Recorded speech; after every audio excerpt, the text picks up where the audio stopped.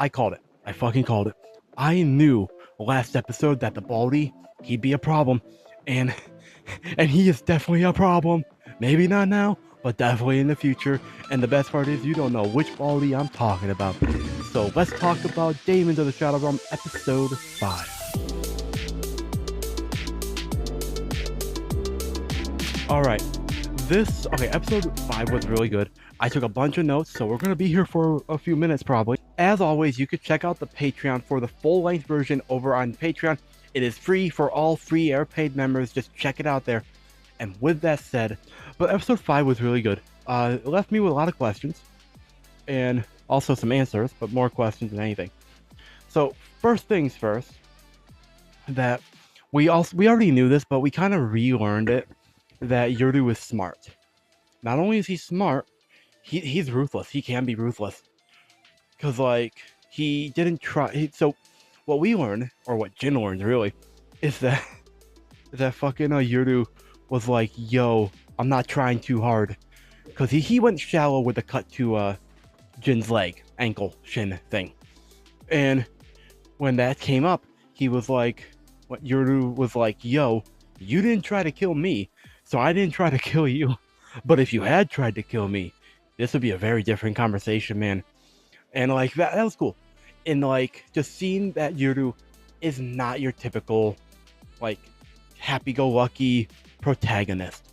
Like he's smart, calculating, he's good at surviving and fighting. Which is cool, which is what he's gonna need to do. But then we also learned that he isn't willing to walk into a bear den. Cause like he was like, yo, Jin, call her here. I saw you use the smoke signal thing, which is what he's talking about, the smartphone. And Jin's like, I can't, I won't. But if you come back to the mansion with us, you can see her. And it takes some time to convince him because he doesn't want to walk into a bear's den, which fair enough. I don't blame him. But he eventually does. But leading up to that, they have a conversation about how about Jin saying, we're not here to kill you. I'm not here to kill you. I'm not trying to kill you. Clearly, you're going to be safe if you come back with us. And then, what I had this thought that just because Jin doesn't kill Yurdu, when he definitely could, like even Yurdu admits, like yeah, he probably would have died there if Jin had been trying. But I said that just because Jin doesn't kill Yurdu, doesn't mean he's safe. Cause like we know now, for the most part, that it's not. But it could have been a case of Jin's not. No one's allowed to kill Yurdu except like the boss guy. Speaking of the boss guy, we're gonna have to talk about him too. But that's what I thought, because like you never know. It could have been like that. We know now that's probably not, at least not from Jin's side.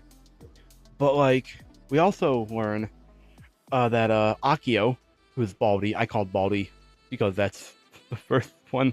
The first thought that came to my mind was that he was bald, so I called him Bald. Baldy's Daemons are too big to fit, like because they weren't there, but apparently they were this whole time.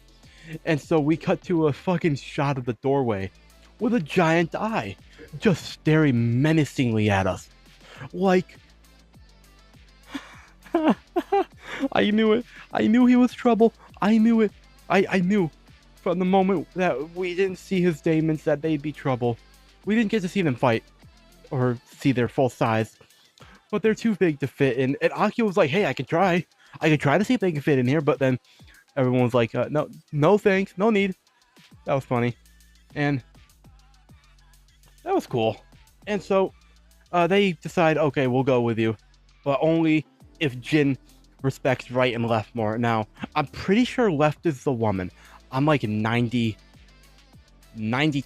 sure that left is the woman and right is the buff guy. I hope so, because I wrote down some notes about left, assuming left was the woman. And I hope, I mean, I can always change the label later, but I'd rather be right the first time. But, where are we? Yeah. So, they're all said and done. They're getting to know each other a little bit more. And the name of the episode is Hare and Tortoise, or Tortoise and Hare, which is a reference to, I believe, the other guy who's not Baldy. The other guy, I don't remember his name, if we got it. He his like hair and tortoise are there. I'm sure there's also like more to it based on the story of the tortoise and the hare. I just don't know the story of the tortoise and the hare that well, so I'm not talking about that.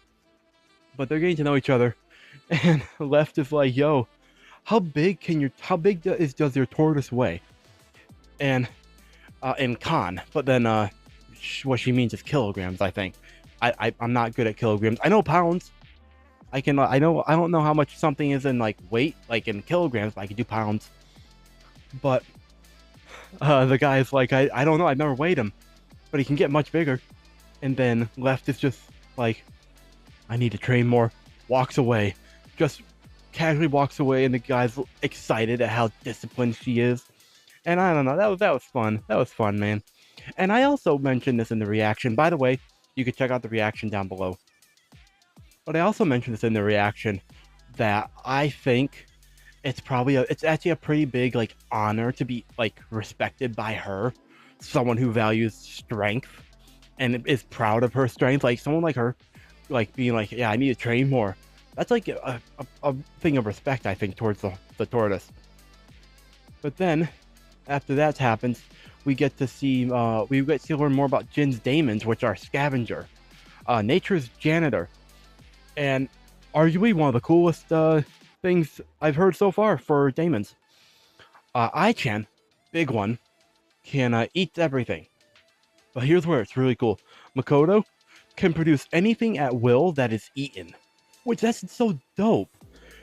That's just so and security, and as Jin says, security doesn't have a problem because they don't know, so he can get in and out with any kind of weapons for raids, like sabotaging, like terror attacks. Apparently, like yeah, he's pretty cool. He has some pretty cool things. And then I asked the question, what if Ai-chan ate a live grenade? Would the grenade explode inside Ai-chan, or would it be like a pocket dimension that it just perpetually doesn't explode?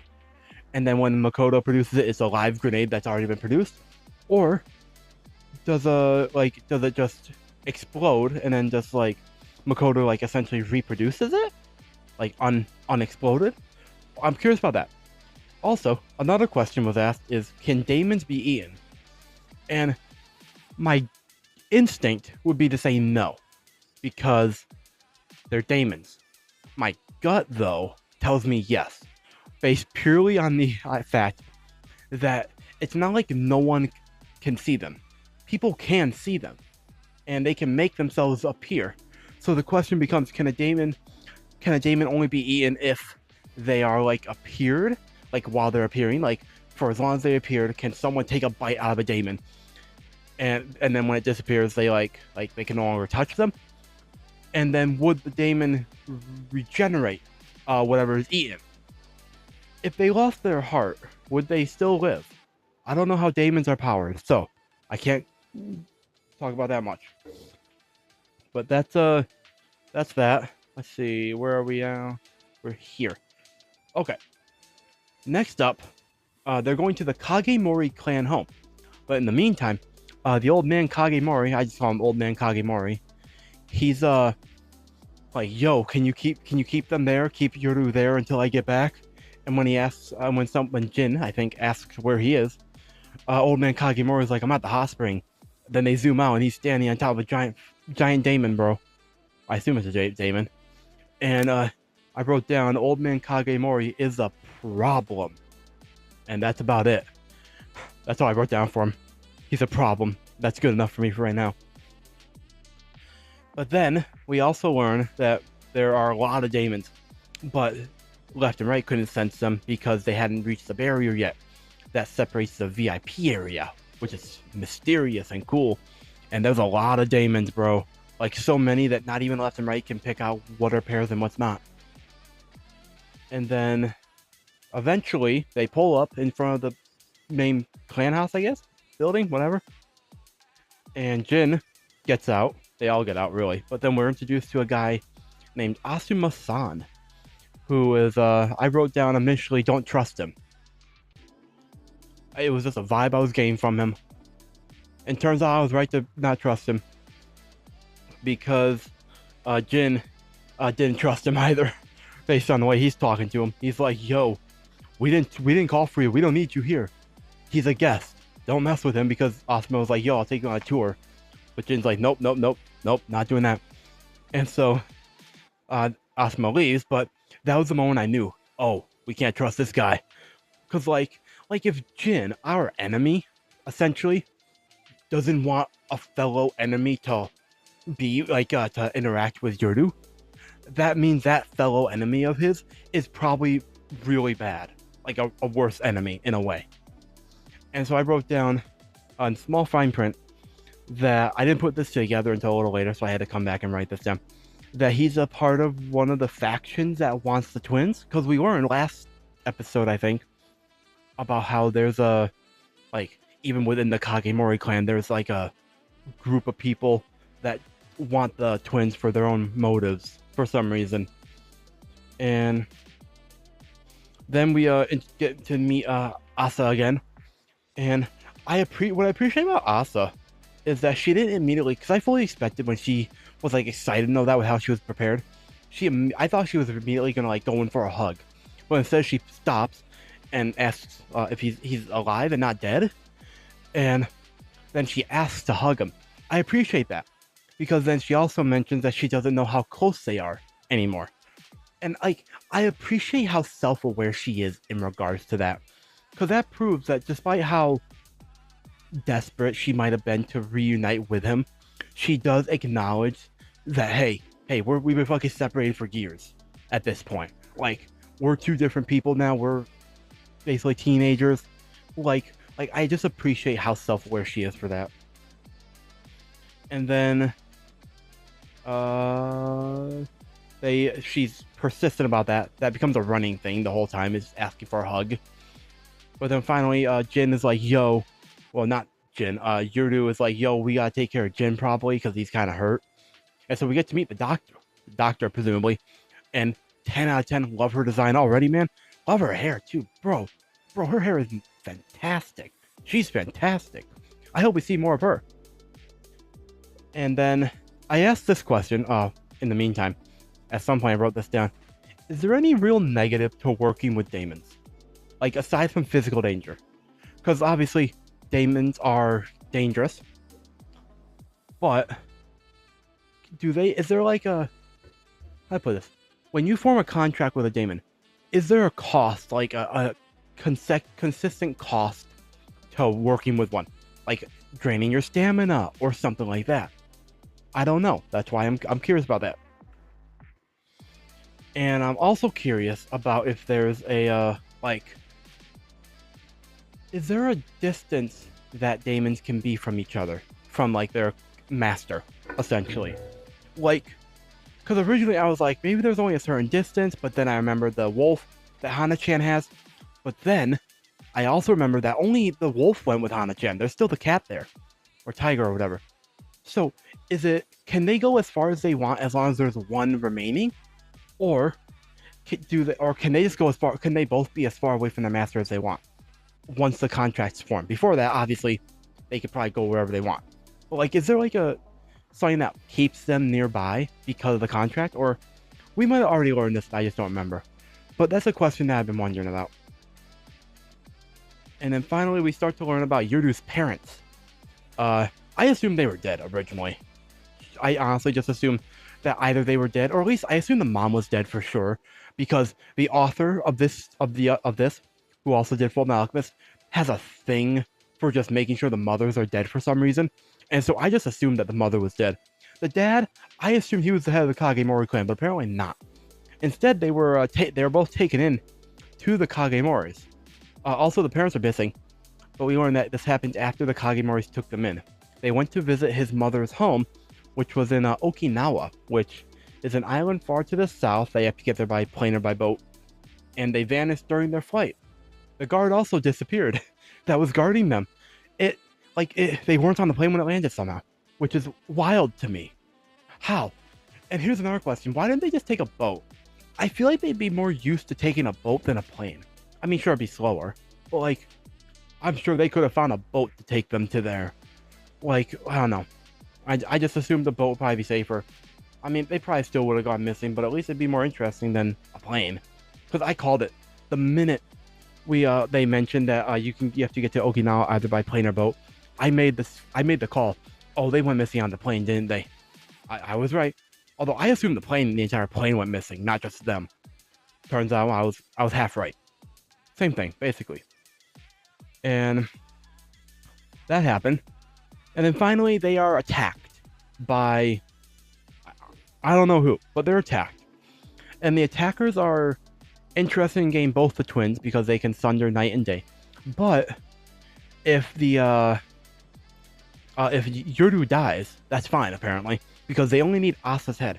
And I need to know, is it because Asa's like the twin for a day?